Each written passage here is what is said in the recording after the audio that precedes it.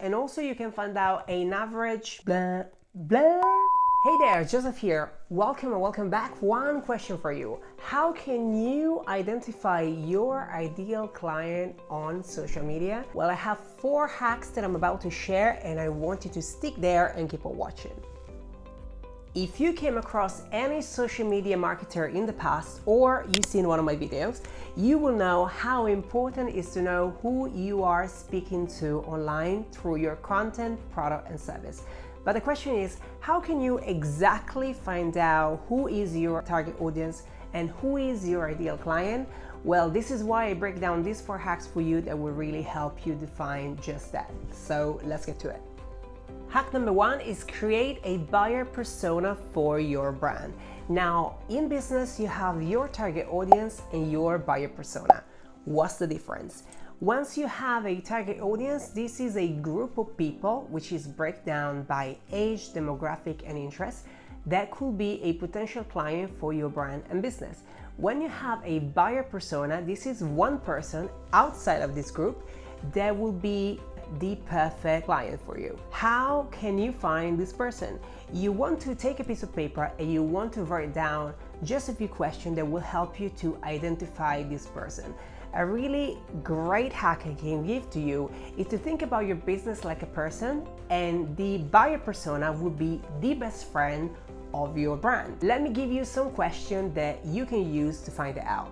Of course, the first question you want to ask yourself is, what kind of problem my product or my service is solving for this ideal person? What situation is your ideal person, your buyer persona, when he or she first find you? What is the ideal dream ending when this person find your product or your service? What is holding your ideal person back from achieving their dream? And how about if they don't buy your product or your service, what's their alternative as well? What does your product or your service do to take your ideal person from point A to point B? These are only a few questions you want to write down to draw a perfect picture of your buyer persona. This part is all about you brainstorming who you are speaking to, and to make your life easier, I decided to give you access to the questionnaire that I normally use to help my clients to find their ideal person as well. So you can check it out just in the info box below. It's completely free, so make sure you take good. Hack number 2, find out where your followers are. Regardless, this is on Instagram, YouTube, Facebook, you name it. You want to find out where the audience that is currently following you is based. Now, I am talking about people that are already on your network, not people that you are looking to speak to. So I want to point that out. The reason why you want to find out where these people are is because you can be clever in the way you share your content. If you find out that your ideal person and your target audience is based in a particular country, you want to start tagging your content in that particular country so that this will rank in their page quicker. Now, this is a little hint for you. It's normally a great way to ensure this content gets seen from the people you want to be seen from. If you're still looking for your ideal person or your buyer persona, as I mentioned in the previous hack, the inside of your Instagram or YouTube will give you a very good picture of who is that you are actually talking to so far. And this would then help you to define even better who you are effectively communicating to. Hack number 3, find out your followers' interests. Now, it's pretty pointless to have people that follow you without really knowing what they actually like. Why? If you are looking to convert your followers into clients, you want to create something they will be interested on. Now, the way you can find out what your followers like is by engaging with their content. Engagement is a huge point on social media to make sure you are creating a community rather than just a bunch of people that follow you for no reason. If you want to be more specific in terms of what your followers actually like, you can use a website called HypeAuditor. This website is normally what agencies use in influencer marketing to find out if the creator is actually authentic, but you can use it as well to find out what your community really likes and what are their interests. It gives you a clear breakdown of what kind of categories your community is interacting the most with.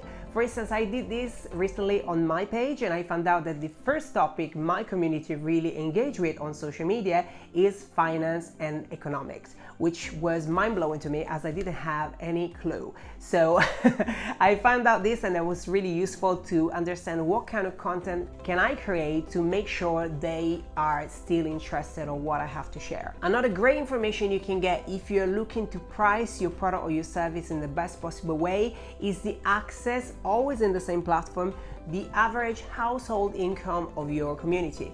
This is very useful if you want to price your product in a way that will convert your followers into clients. So I will leave you the link of this website just down below. You can get a free report for your profile. If you want to do it for somebody else's, of course, there is a service to it, so you have to pay for it, but I would suggest you to check this out. And it is super useful. Last but not least is hack number 4. Use hashtags to your advantage. Now, hashtags can be confusing, overwhelming, and annoying, but if you have the right strategy and you use them in the right way, they can really help your content to rank in the right page of your potential client. Now, the way I like to use hashtags is to break them down into 3 categories: low competition, medium competition, and high competition. Low competition is the category related to your brand, to your business, and to the topic of your post. These hashtags will be on your post and they will be changing all the time because it will be related to what you're talking about on your actual caption. You want to come out with 3 hashtags related to your brand and business. These will always be the same every time. In the low competition group, you don't want to use more than 5 hashtags. Medium competition hashtags instead are related to your niche, to your target market, and to your target audience. This is where you want to be very specific about who you're speaking to and who you want to see this post. Normally, I will advise to use no more than 15 hashtags on this group and really break them down based on category, based on niche, based on target market, and based on target audience. The third group of hashtags is related to the high competition. The high competition hashtags will be related to your industry. Now, this is where you want to be a little bit more broad when you're looking for the right hashtags. And these hashtags will not really help you to rank, but they will help the algorithm to understand what kind of content you're posting about. If you want a full video on how I break down my hashtags in the right way, there is a full hashtag strategy in this channel, and you can check this out after the video just right here. Make sure you check that out. And a great tool that I can advise you to check out is called FlickTech. FlickTech is one of my favorite tools for hashtags. It is paid, however, you can have a free trial. And if you want to support my channel, I will leave you a discount code just below that you can use to try out. This tool will help you to break down the hashtags automatically into the 3 categories I just mentioned, and it will make your life so much easier. You can save hashtags into collection and you can have them on your phone ready to go so that you save so much time.